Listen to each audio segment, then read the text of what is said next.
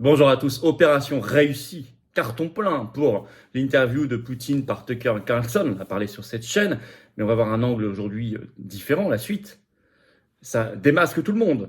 Des médias occidentaux qui deviennent hystériques, qui enragent. Je vais vous expliquer tout ça, du côté notamment des États-Unis, mais c'est très intéressant sur ce que ça veut dire. Et puis, vous avez des responsables, des militaires proches de l'OTAN qui sont obligés de tomber le masque. Le gouvernement américain officiellement qui tombe le masque. Il y a eu des nouveautés ces dernières heures. À un moment en plus, on vient d'apprendre que l'économie russe bat des records. Et les banques, notamment les bénéfices des banques russes. Je vais vous expliquer tout ça. Le système enrage, il est démasqué. Carton plein, au moment où j'enregistre la vidéo de Tucker Carlson, rien que sur son compte X Twitter, et elle est partagée largement ailleurs, mais rien que sur son propre compte, est déjà à 190 millions de vues. Donc c'est un phénomène mondial. Voilà. Des réactions folles, totalement révélatrices, évidemment. Et ce qui est très intéressant, c'est qu'évidemment, l'opinion publique, une part de l'opinion publique découvre via cette interview une autre version du conflit et comprend qu'on lui a beaucoup menti depuis 2 ans, depuis que ça a commencé en Ukraine. En tout cas, cette guerre-là a commencé en février 2022. D'un autre côté, des gouvernements et des autorités médiatiques qui se raidissent, il y a un écart de plus en plus grand. Donc ça ne peut pas tenir. C'est ça qu'on va analyser dans cette vidéo aussi. N'hésitez pas à la partager. Pour cela, à vous abonner ou réabonner à cette chaîne YouTube en cliquant sur le petit bouton s'abonner en dessous. On a dépassé les 485 000 à 500 000. On y est très bientôt. Gros événement inédit sur cette chaîne historique en direct interactif avec vous. Une grosse surprise pour fêter ça.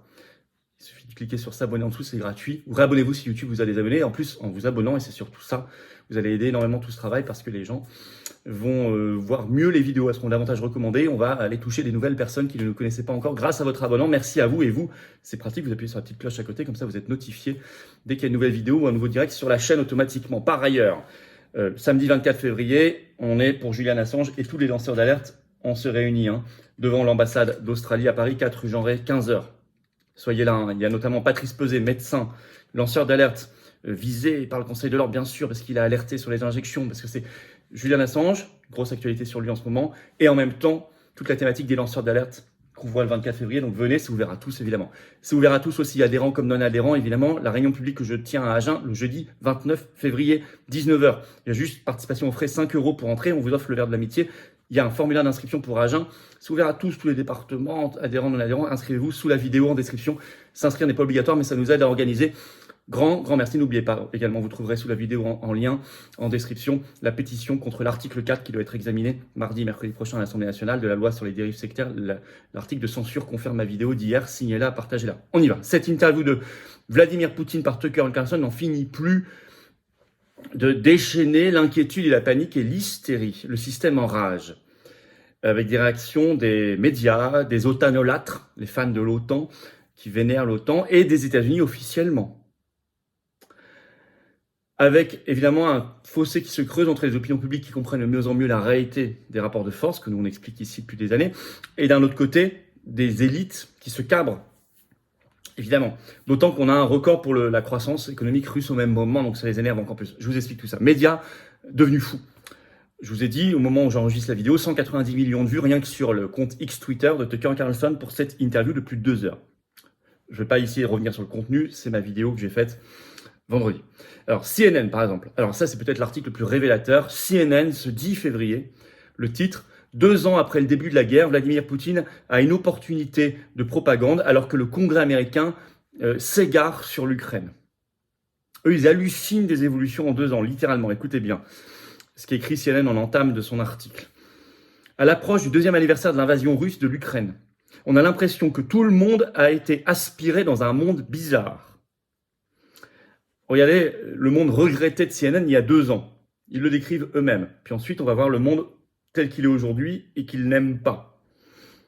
Alors, le monde regretté de CNN, voilà. Il y a 2 ans, en février 2022, je cite, Tucker Carlson était un animateur de Fox News, toujours à côté de la politique américaine dominante.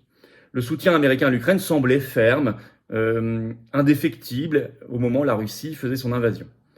Le président russe Vladimir Poutine était sur le point d'être isolé dans le monde entier comme un paria. Elon Musk s'engageait bientôt à aider l'Ukraine avec un système internet par satellite Starlink. Ça, c'était il y a 2 ans. Le monde regretté de CNN.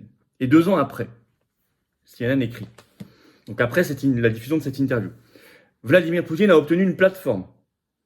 La plateforme de Elon Musk, rebaptisée X, qui crache des théories du complot d'extrême droite.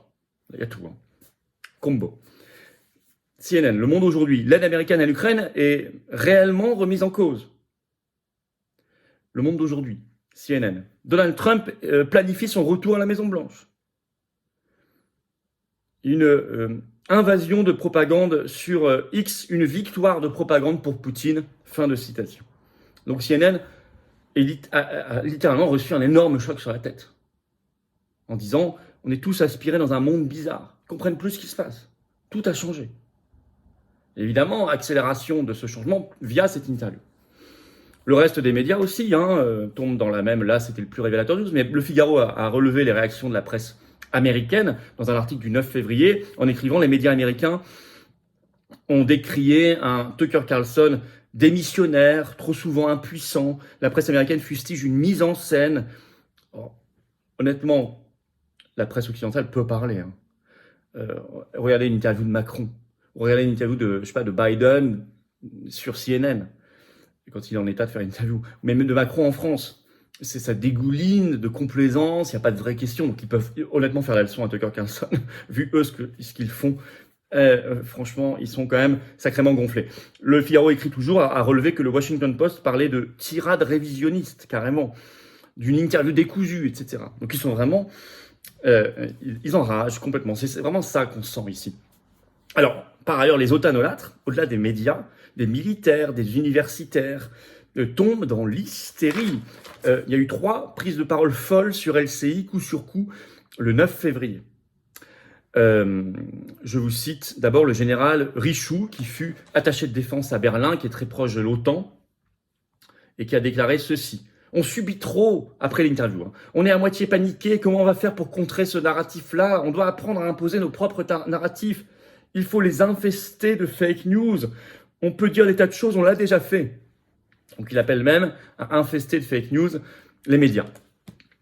L'universitaire pro-OTAN, toujours sur LCI le 9 février, Nicolas Tanzer, lui, alors, qui adore l'OTAN, il avait déclaré sur France 24 le 12 janvier 2022, je cite, « L'OTAN n'a jamais agressé personne.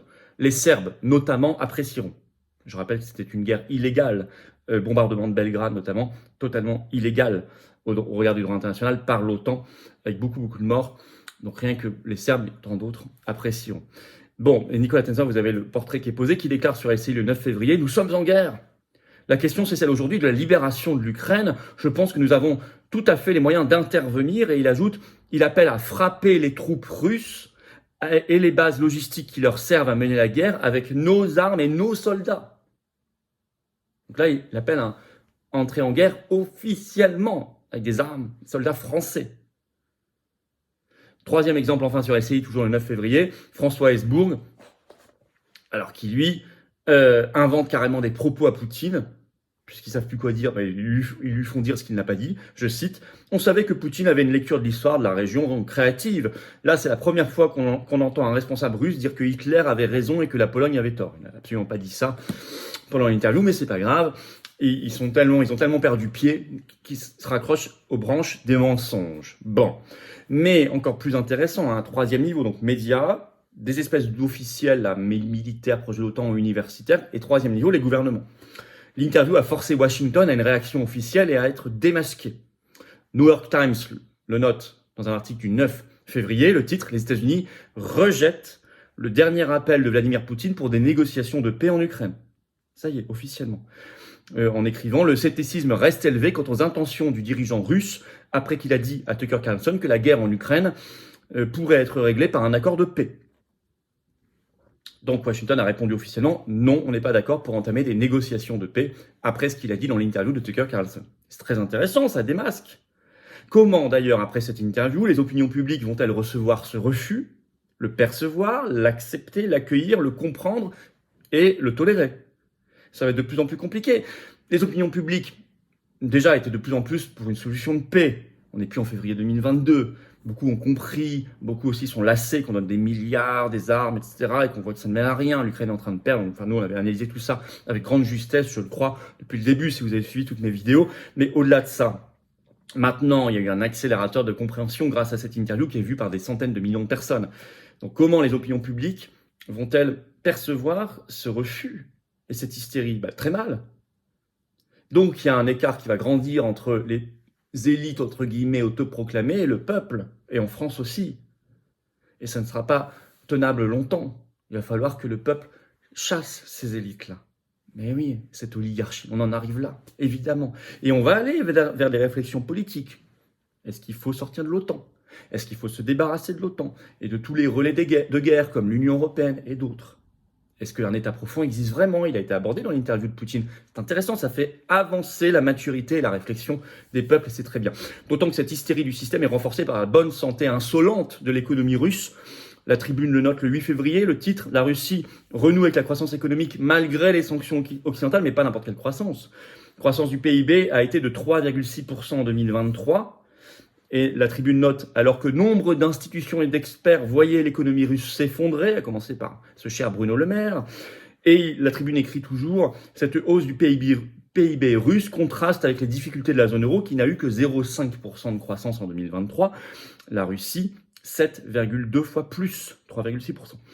Les Échos, par ailleurs, notent dans un article du 10 février le titre « Les banques russes affichent des bénéfices records ». 35 milliards d'euros de bénéfices pour les banques russes en 2023. C'est vrai que nos banques sont en grande difficulté. Si vous suivez un peu tout ça, on en parlera sûrement sur cette chaîne, ne peuvent pas afficher ça. Bon, alors, plus que jamais, il faut faire pression pour la paix et donc des négociations. Là, il y a vraiment une faille, il faut se mettre dedans, il y a une brèche, il faut s'engouffrer. Il faut continuer de diffuser cette interview, c'est très important. Moi, je le fais régulièrement sur mon compte X Twitter, qui est pas mal suivi, c'est F-Philippot. Il y a aussi le compte Les Patriotes, il y a tous les comptes de nos référents, de nos départements, allez tous les suivre, ou mettez-vous sur X Twitter si vous n'y êtes pas encore, vraiment, je vous assure, il y a beaucoup de liberté d'expression. Mais il faut diffuser tout ça, c'est très important. Il faut sortir de la logique mortifère de guerre perpétuelle et de tension. Et le bout de la réflexion, c'est qu'il faut quitter l'OTAN. Et que cette organisation doit disparaître. Elle aurait dû disparaître en 1991 à la fin de la guerre froide, comme le pacte de Varsovie en face. Elle a survécu, elle est devenue folle. Il faut la quitter. Nous œuvrons et nous militons pour cela aux Patriotes, parce que c'est une solution d'intérêt national pour la France et de paix pour le monde, bien évidemment. Et vous le savez, je cherchais ce badge, il est là. Fin de l'OTAN. Parce que non à la Troisième Guerre mondiale. Voilà, si vous voulez partagez cette vidéo, abonnez-vous, réabonnez-vous à cette chaîne YouTube en cliquant sur s'abonner en dessous, un petit clic, c'est gratuit, vous aidez énormément. Plus vous êtes abonné à la chaîne, plus les vidéos vont être recommandées par YouTube automatiquement, plus on va aller toucher des personnes qui vont nous découvrir. Donc c'est très très utile, bravo à vous. Et évidemment, je vous attends dans le mouvement. Il faut adhérer, réadhérer ou faire un don de soutien au mouvement dès maintenant si vous pouvez. Venez dans le plus grand mouvement souverainiste de France et de loin. Venez vous battre. À mes côtés, à nos côtés, restez pas seuls. Venez dès maintenant. L'oligarchie, elle nous attaque dès maintenant. Elle ne remet pas à demain. Ne remettez pas à demain votre adhésion si vous n'êtes plus à jour, à vous de vérifier, ou le don que vous voulez faire au mouvement. Mais je vous en remercie pour aider à ce qu'on fasse plus d'actions parce qu'on n'a pas les millions, les milliards, les banques, les médias, les copains du système qui sont tous côté Macronie et fausse opposition. On ne les a pas. Mais on fait. Et on est très nombreux. Et on maille tout le territoire en métropole, outre-mer ou à l'étranger. On est là. Donc venez. Vous êtes mis en relation en plus comme adhérent ou réadhérent avec des gens qui pensent comme vous près de chez vous. On propose des actions concrètes. Et faire un don, ça permet de faire plus d'affiches, de tracts, mieux préparer les européennes où je suis tête de liste le 9 juin pour le Frexit, très clair, anti-oligarchie, la liste la plus claire. Et puis, par ailleurs, ça fait aussi plus de manifs, d'opérations coup de poing. Il faut financer toutes les opérations qu'on fait. Enfin, bref. Et tout ça, c'est défiscalisé aux 2/3 de vos impôts quand vous adhérez, réadhérez ou donnez. Vous baissez concrètement vos impôts plutôt que de donner au fisc de Macron qui n'en fait rien. Vous mettez 600 €, ça enlève 400 € d'impôts. Vous mettez 60 €, ça enlève 40 € d'impôt. Vous mettez 6 €, ça enlève 4 € d'impôt. Comment on fait pour adhérer, réadhérer? Premier lien sous la vidéo en description. Ce lien est également commenté et épinglé. Petite fiche maintenant sur l'écran et dans quelques secondes, un lien sur l'écran. Facile. Faire un don de soutien au mouvement. Deuxième lien sous la vidéo en description. Vous savez tout. Vous savez aussi que samedi 24 février, 15 h, 4 rue Jean Rey devant l'ambassade d'Australie. Grand rassemblement pour Assange avec notamment des lanceurs d'alerte comme le docteur Patrice Peset, poursuivi par le Conseil de l'Ordre parce qu'il soigne et parce qu'il a alerté sur les injections. Il faut venir. Très important. Et jeudi 29 février au soir, 19 h, réunion publique à Agen. J'y suis, Tour de France de la Liberté, ouvert à tous. Inscription sous la vidéo en description. Bravo aux donateurs, aux réadhérents. Bienvenue aux adhérents et aux donateurs. Et bravo, grand bravo à tous les donateurs. Et vive la France.